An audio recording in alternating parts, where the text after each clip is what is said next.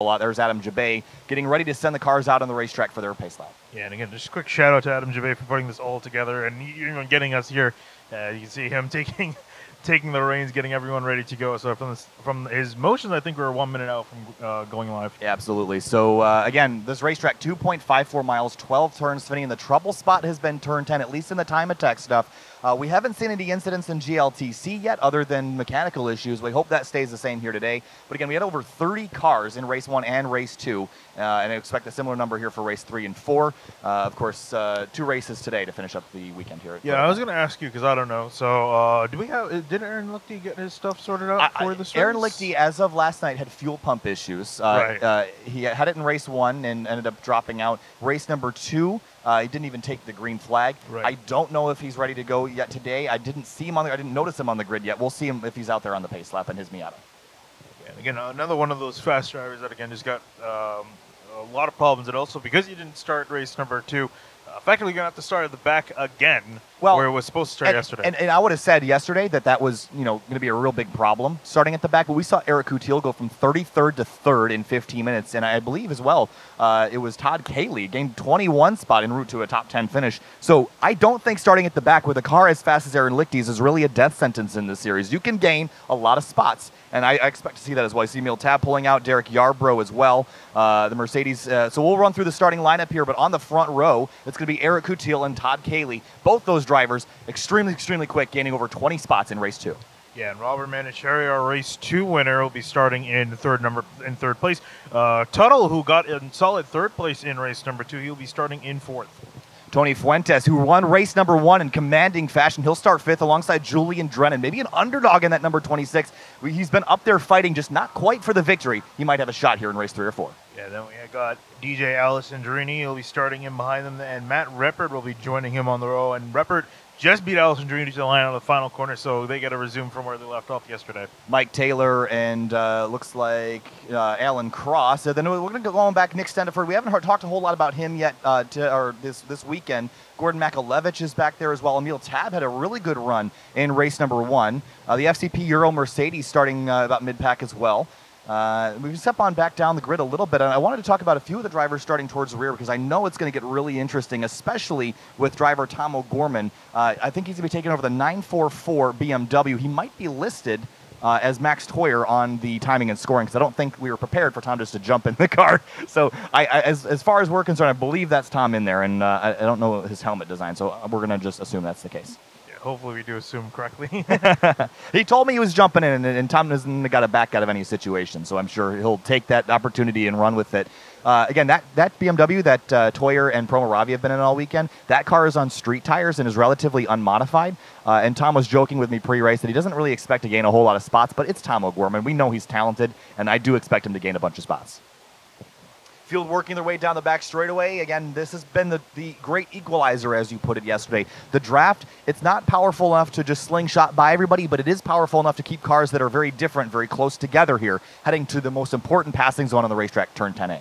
Yeah, although I kind of feel, though, what we saw in out of the speed out of Eric Coutil, I feel like he might be able to, especially if he gets a good enough start, be able to pretty much run away with this thing, and everyone else is going to be chasing him down. So we'll see if guys in behind him like Cayley and Manicheri can keep up because they have really fast cars, and hopefully they can keep up with them but otherwise they're going to have to pretty much be fighting with each other for 2nd place. Field is doubled up, and the lights on the Supra pace car are out, and that means we are going green for 15 minutes. That's not a whole lot of time, but it's enough time to pass if you're getting gutsy.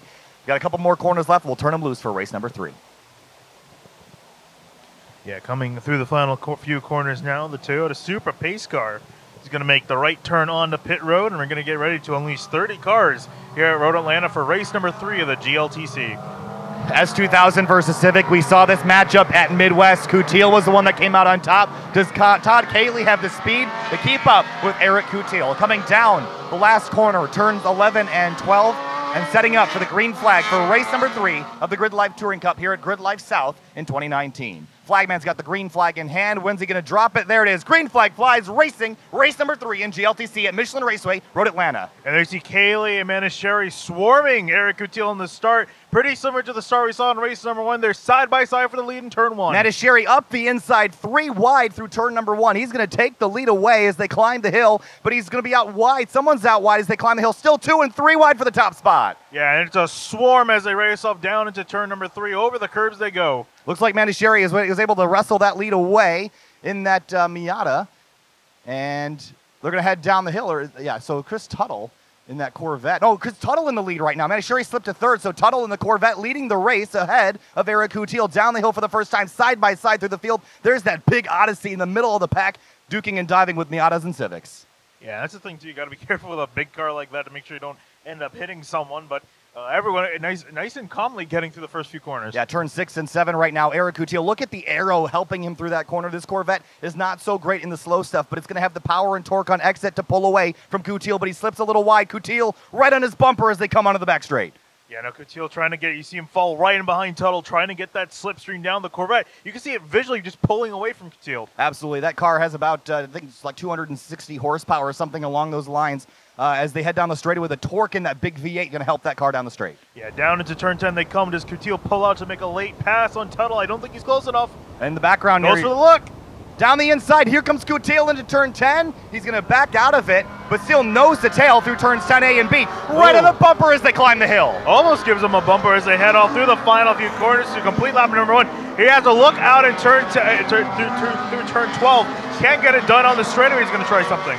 Back onto the front straight, nose to tail, the top 3. Manisheri dives down the inside of Coutil. He's going for 2nd place on lap 2. Yeah, Manisheri making a move, so he's going to get to the inside of Coutil. I think Coutil might actually let him go by here. Unless they're going to go side by side, and it looks like he's able to get it, and here comes Manisheri for the lead. Wow, no, he wasn't able to complete the pass. I think it's still Tuttle out front. Tuttle, Manisheri, Coutil, 1, 2, 3. That's Drennan and Fuentes sitting right behind, as well as DJ Alessandrini. In the background, I saw Aaron Lichty getting by the 2017 Odyssey driven by Carl Hurdle. So he's flying through the field in the background, but still a great battle for those top 5 spots. Yeah, fantastic shot from the drone cam there. So yeah, Coutil put back into 3rd in a lockup for Manisheri and head through turn 5. Yeah, big lockup. Remember, he made a mistake at the top of turn 3 yesterday and actually ended up throwing away a victory. So will that hurt his tire? Really flat spot them? Got to keep an eye on that Miata that Manisheri's driving. I'll tell you what, I'm not certain about a lot of things in this race, but I definitely think we're in for a good one. And it actually looks That's like DJ Alessandrini. Coutil's actually falling all the way back to almost 4th now as Fuentes goes to the inside. A slip up for Eric Coutil. That's DJ Alessandrini to his inside on the back straightaway. And we lost our... Oh, we're back now. Okay, we're good. We lost our monitor for a second, but it's Tuttle, and here comes Manisheri to the inside on the long back straight, down the straightaway, heading towards turn 10, and it looks like that might be Drennan in behind.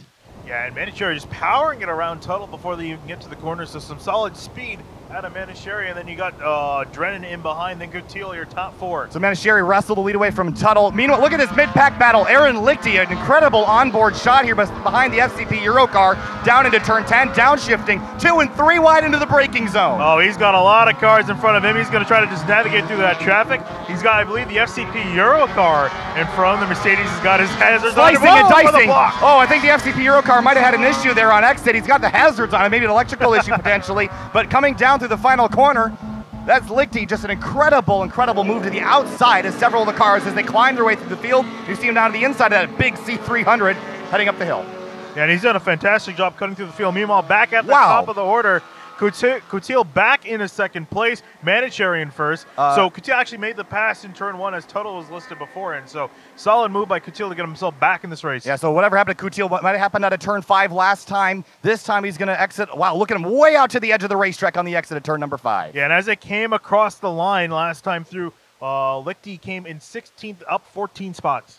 Wow, so Lichty is on the move right now. He's already made it up onto the scoring monitor, so he's flying. But for the 2nd place, or actually for the lead, rather, looks like Coutil is closed right up to the back of that leader in the Miata there. And the straightaway is now a matter of who's got more power. I would think that Manisheri would be able to pull away. He was able to pull away from a Corvette in behind him that should theoretically have more power than him. So we'll see if Coutil can keep up with the straightaway speed. Fuentes taking a look to the inside of the Corvette. Of course, Fuentes dominating the end of race number 1 as all the other drivers had issues behind. But DJ Alessandrini coming up there as well to make a battle. Yeah, he's not waiting around. He's ready to go and make a move. So we got a 4-way battle for 3rd place and behind. The 3 3 wide into the braking zone. Drennan down the inside. He's going to get 2 for 1. Tuttle goes back a spot. Fuentes on the outside. DJ Alessandrini waiting to find a way around. Yeah, and Fuentes and Tuttle side by side. Now Alessandrini with the run to Fuentes on the inside. Yeah, Alessandrini's to the inside of Fuentes as he comes down the hill for the lead 1 and 2. It's Manisheri Coutil behind him.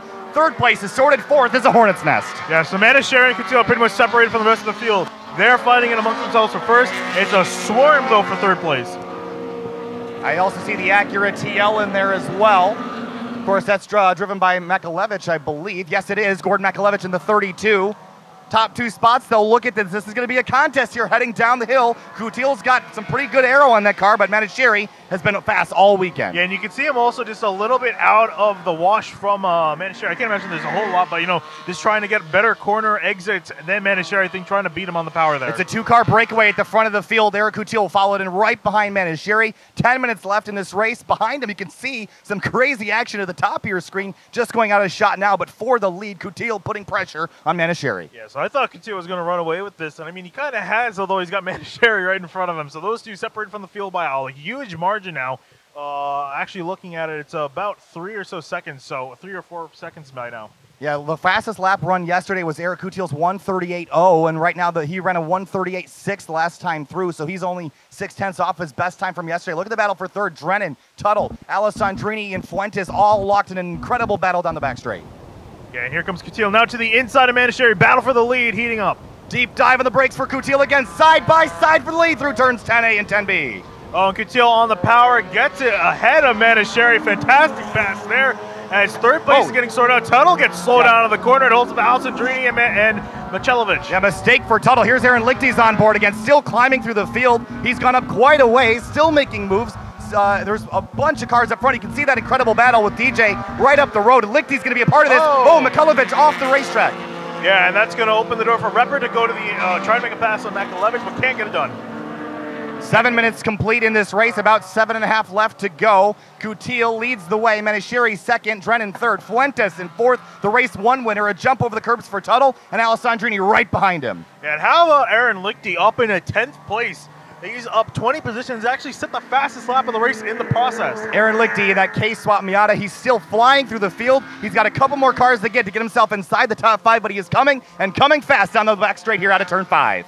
Yeah, here they go. Here's the battle we're looking at for third place between Drennan and Fuentes. And Fuentes, again, solid speed, although he's kind of lost the draft for the lead, so I don't think he can do much for that, but still got a solid shot at third place. Alessandrini and Tuttle, they've been locked in a battle all weekend long, and they're continuing their battle in race number 3 here in GLTC. On the back straightaway, Tuttles has the torque. DJ said he just pulled away from him yesterday, but on the back straight, can he use the draft to his advantage? Yeah, we'll see. You see Manisheri trying to get himself back in as Coutil's in the lead, so we'll see if he can try to get back in front of Coutil, or will Coutil be able to separate?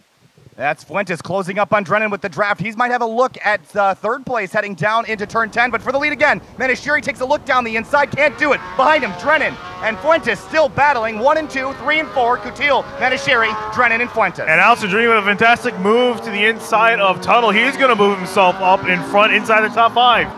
Oh. Aaron Lichty is car stopped right here out of turn 10B at the top of the hill here.